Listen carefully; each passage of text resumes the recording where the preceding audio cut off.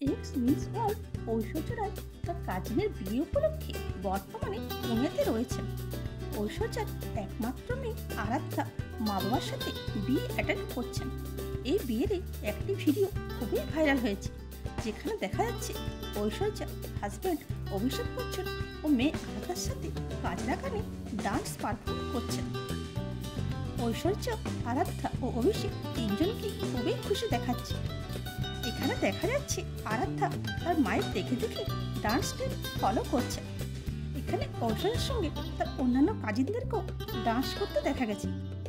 ঐশ্বর্য ও অভিষেকের ডিভোর্স নিয়ে যে রিউমার্স শুরু হয়েছিল, তাকে বুড়ো আঙ্গুল দেখে ঐশ্বর্য আবার প্রমাণ করে দিলেন যে তাদের দাম্পত্যের সমীকরণ ঠিকই আছে। এখানে ঐশ্বর্যকে একটি ইয়েলো কালারের স্যুটে দেখা গেছে, অন্যদিকে আরাধ্যাকে হোয়াইট লেহেঙ্গাতে দেখা যায়। আবার অভিষেককে পিঙ্ক কালারের কুর্তা পায়জামা ক্যারি করতে দেখা গেছে। এরকমই ভিডিও পেতে চ্যানেলটিকে লাইক, শেয়ার ও সাবস্ক্রাইব করুন। আর ফেসবুক ইউজার থেকে দেখে থাকলে ফলো করুন। Thanks for watching.